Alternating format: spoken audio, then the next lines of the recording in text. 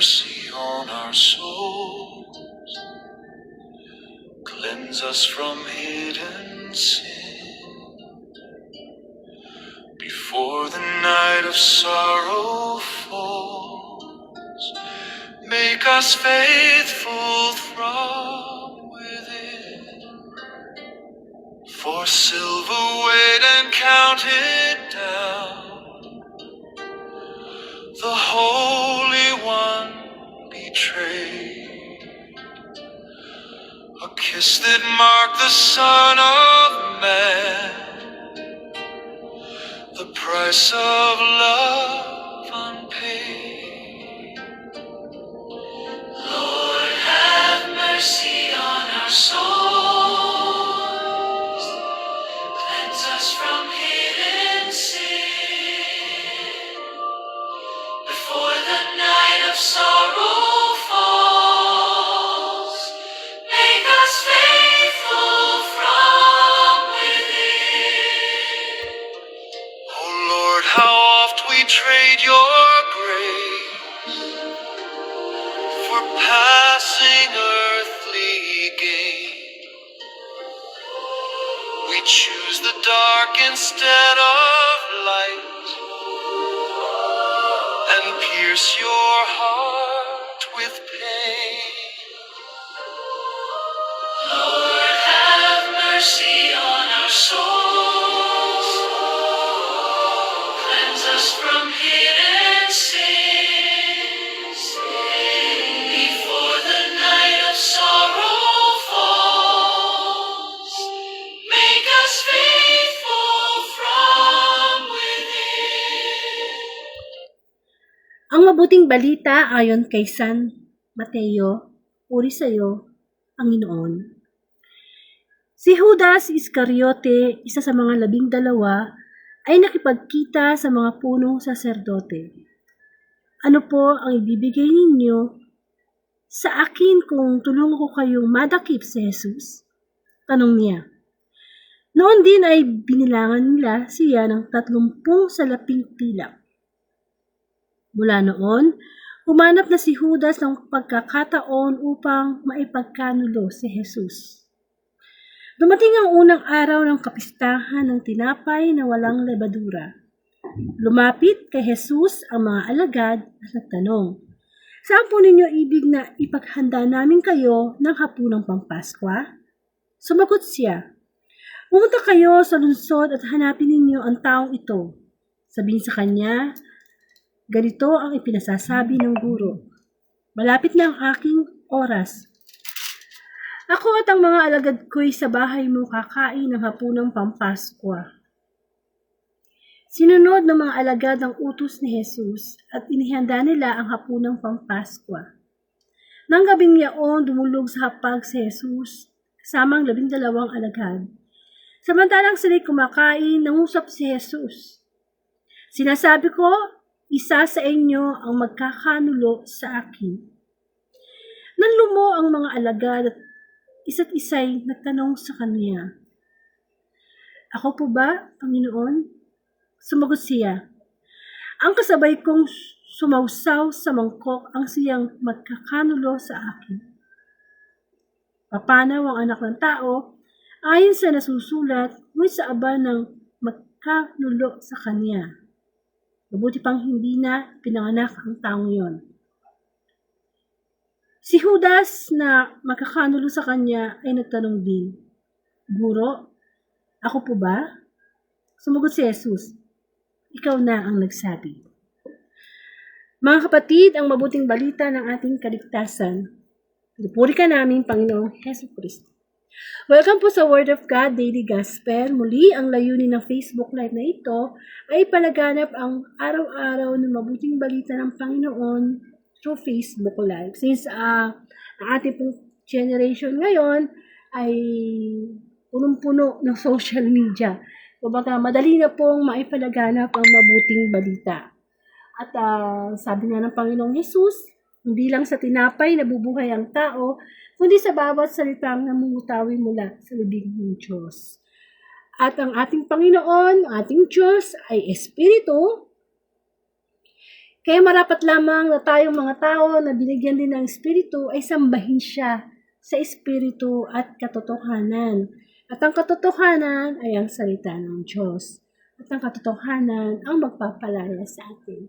Ang pagninilayan po nating mabuting balita ay April 1, 2026, Wednesday Gospel. Sa pagkabasa po natin, no, na ito yung tungkol kay Judas, na talaga namang sino nga bang magulang ang magpapangalan ng Judas sa kanyang anak, no? Dahil sa atin, ang paniniwala natin na ang ibig sabihin ng Judas, pag narinig natin, natutungkol sa isa sa mga alagad ni Kristo na ng Judas sa kanya, ng loko, ng betray. Amen. So, itong si Judas ay isa sa mga alagad ni Kristo at siya ay may katungkulan sa kanilang grupo, no? Siya yung inatasang maging ingat yaman. At hindi siya matapat na treasurer. Siya yung nangungupit, nagnanakaw sa pondo ng kanilang gawain. At talaga namang mukha talagang pera. Ito si Satanas. Ito si Judas. So sa buhay po natin, no, naranasan na ba nating makakilala ng taong mukhang pera? O tayo ba mismo sa sarili natin, minsan sa buhay natin, naging mukhang pera tayo? Gaano ba kahalaga ang pera sa buhay ng isang tao? Actually, napakahalaga. Sabi nga nila, kaya nga daw umiikot ang mundo because of money. Kailangan natin magtrabaho, di ba? Because of money. Dahil marami tayong babayarang bills, marami tayong ipoprovide na pag-aaralin, pagkain. Importante talaga ang pera. Pero sabi nga ng Biblia, hindi naman masama talaga ang pera Ang masama, yung pag-ibig sa pera. Yung bang iniibig na natin yung pera, ginagawa natin yung alipin ng pera, yung puro pera na lang nasa isip natin. Para bang mabubuhay tayo ng payapa sa mundong ito pag maraming tayong pera. Pero hindi yun ang totoo. Kasi kung totoo na pera lang ang makapagbibigay ng security sa tao, bakit merong mga taong sobrang yaman, sobrang kilala sa mundo? Hindi ba? Hindi pa rin masaya. Meron pa nga iba, di ba, nagpapakamatay. Bakit? Kasi pag maabot mo na yung pinakasagad ng katanyagan, kayamanan, saan papunta yun? Di pababa na. Kaya nga sinasabi sa Biblia na ang tunay na kayamanan ay ang kayamanan sa langit. Na doon tayo mag-ipon ng kayamanan. Kasi yung mga kayamanan dito sa mundo, di ba natin madadala pag namatay tayo? Yung kayamanan sa mundo, pansamantala lang. Amen. Actually, sabi din ng Biblia na kapag may pera ka, gamitin mo yung kayamanan mo na ibinigay ng Diyos, pinagkatiwala ng Diyos, hindi atin yun, sa pakikipagkapwa-tao. Kaso, nakakalungkot na meron talagang mga tao na mukhang pera. Mukha talagang pera. Sabi nga, kung gusto mong makilala ang tunay na pagkatao ng isang tao, sa pera mo yan subukin. Amen? Sa pera. May mga tao na dahil sa pera, papatayin ng kapwa-tao. May mga hype killer. Kapag di ba presyo dyan? Milyones ba? Sige, papatayin ko yung congressman na yan, yung mayor na yan. Nakikita naman natin sa social media, bigla na lang may lalapit sa ganitong barangay captain at babarilin. Because of money. Yung dignidad, may mga ibang magbebenta ng kanilang katawan, kanilang sarili, because of money. Yung pera, kapag ginamit natin yan sa kasamaan, inaalipin tayo niyan. Amen? Sino bang nangangailangan ng pera? First, kailangan natin yan. Pero kung minsan, nakakalimutan natin yung simplicity. Alam nyo, yung mabuhay tayo sa bawat araw na hindi tayo nagkasakit, nakakain tayo ng kahit 2 times o 3 times a day, na kapag bayad tayo ng bills, okay na yun Hindi ba? Kaya lang tayo nagkakaroon ng greediness o nagkahaman sa pera kapag ibang meron ka na, gusto mo pa, more pa, at nangyayari yan sa ating gobyerno. Na maraming iba na mga politiko na hindi sila nakukontento sa kapangyarihan. Gusto nila pera. At ano yung nangyayari? Yung perang kinukuha nila, pinaghirapan ng kapwa nila, ng kanilang mga nasasakupan, ng taong bayan. Nakakalungkot na napapanood mo sa social media yung mga maletang mga pera. Na para bang, hello, ano bang gagawin mo sa pera? Mas masarap na kung ikaw ay binayaan ng Diyos ng kayamanan, ng pera, gamitin mo to para sa pakikipagkapwa-tao. Di ko ba? Ang kaso may mga taong, hindi, kailangan mas marami yung savings ko, mas marami akong pera, mas marami kang ano. Hindi masama yun. Pero kung gagamitin mo yung pang sarili lang, badamot, magbibigay lang kung yung sobra, hindi ganun ang inaatas sa atin ng Panginoon. Amen. Minsan, masasabi mo, ay, ang dami niyang kaibigan eh. Kaya naman pala siya maraming kaibigan kasi dahil sa kanyang pera. Kaya mag-iingat din tayo. Halimbawa, pera kayo. Tingnan natin talaga bang ako'y mahal dito bilang kaibigan. Mahal lang ako dito dahil sa pera. Amen. So, ang mabuting balita ay nagpapakita na kahit si Judas na alagad na ni Kristo, pinagpalit pa siya sa 30 pilak na salapi. Amen. Panginoong Jesus na yun magkaroon lang siya ng pera. Binibenta niya ang sarili niyang kaibigan, ang Panginoong Jesus. Kahit naman nung mga nakaraang gospel, di ba? Nagreklamo si Judas na bakit si Maria, yung mamahaling pabango, ibinusa lamang niya sa paa ng Panginoong Jesus, pwede ipagbenta yun. At pwede ibigay sa mga dukha. Pero ang totoo, gusto niya, maibenta yun, at yung pera, pag napunta na sa kanya, since siya ang ingat yaman, manakaw niya. Amen. Hindi naman tayo harap sa Diyos sa araw ng paghusga na titingnan yung amount ng bank account natin. Kung ilan na yung ating lupain, sasakyan. Wala Harap tayo sa Diyos na wala tayong dala. Harap tayo sa Diyos na hindi material na bagay tayo husgahan. Kung tayo ay pinagkatiwalaan ng Diyos ng pera, gamitin natin ito sa pakikipagkapwa-tao sa mga taong nangangailangan. Hindi di ba? May pera ka pero hindi akin to pinaghirapan ko to ibibigay ko luto sa mga taong makakaganti sa akin. Minsan ganun, At ang hirap maging mukhang pera. Baka mamaya mas marami pang totoong kaibigan, hindi mayaman. Pero punong-puno siya ng pagpapakumbaga, pagtulong sa kapwa. Baka mas marami pang totoong kaibigan yun.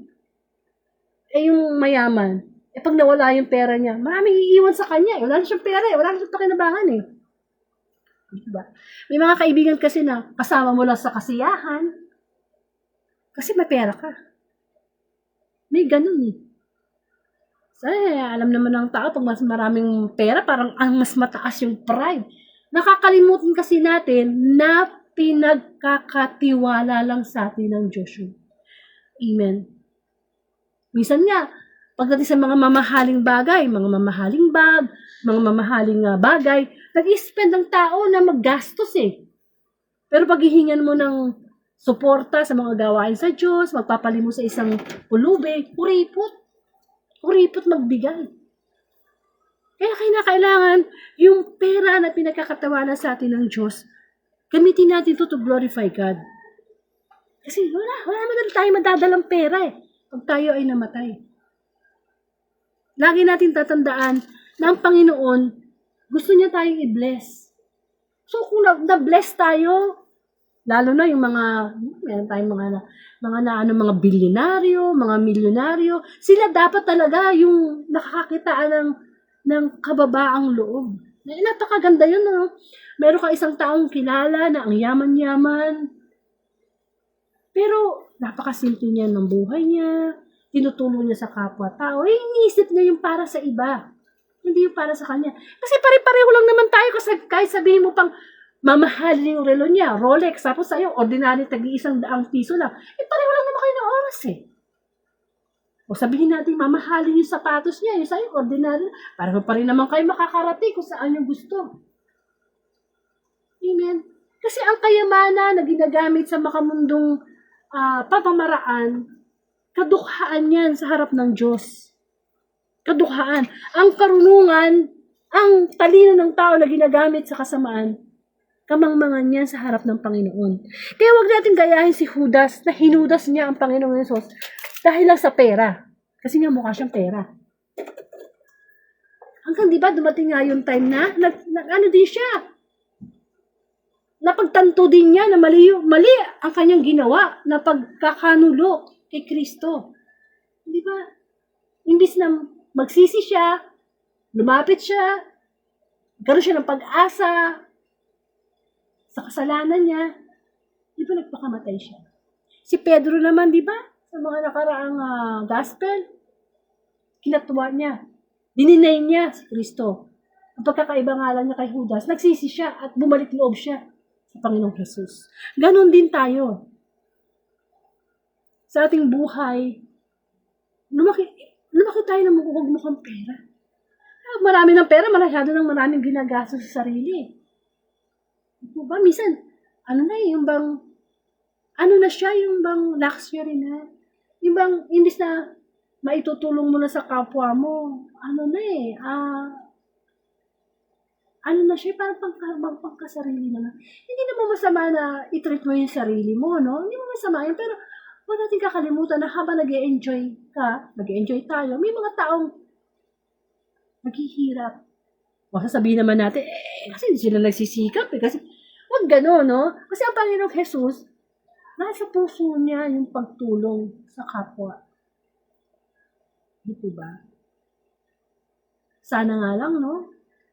Kung yung gobyerno natin dito sa Pilipinas, yung mga politiko na nagnakaw, no? Naisip sana nila na nilagay sila ng taong bayan sa kanilang posisyon. Hindi para nakawan, kupitan.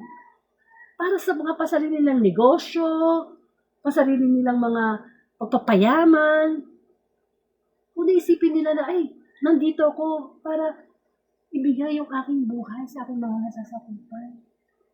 Hindi, di ba? May mga politiko na, sige, bigay ng ganito, bigay ng ganyan, ayuda ng ganito, tapos ipopost nila, may tarpaulin pa.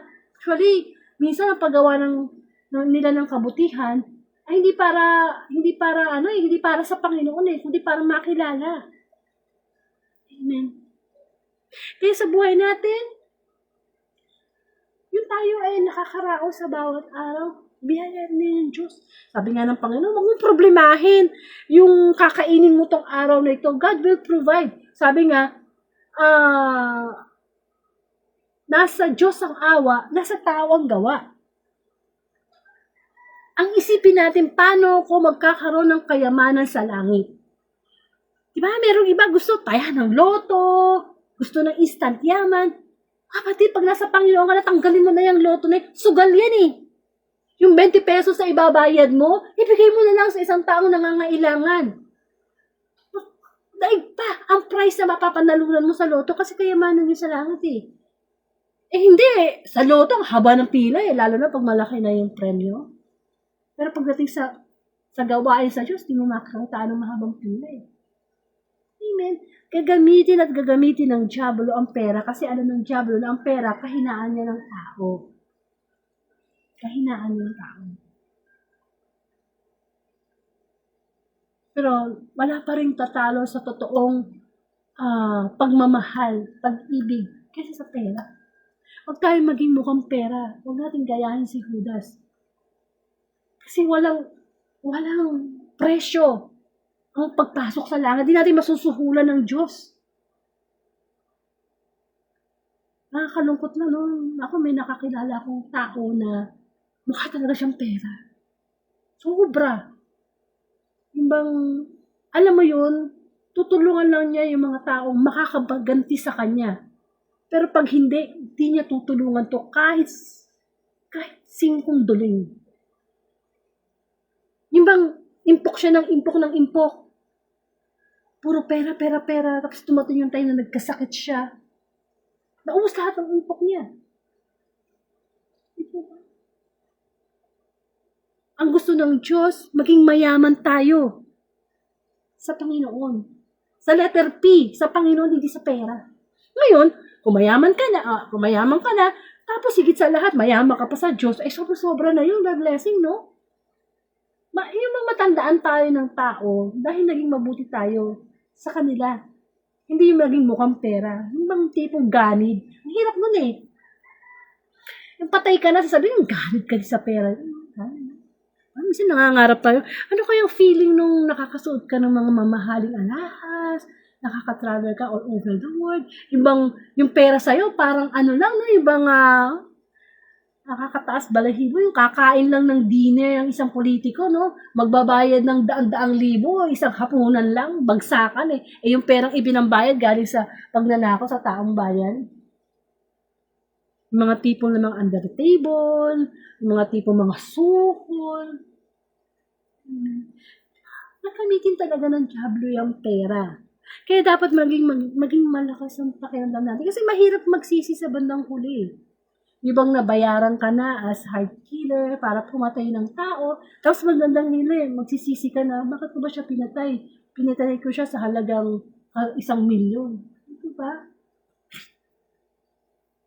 Ang bawat kahinaan natin mga tao, alam niyo ng diablo. Kasi, baka naman tayo eh.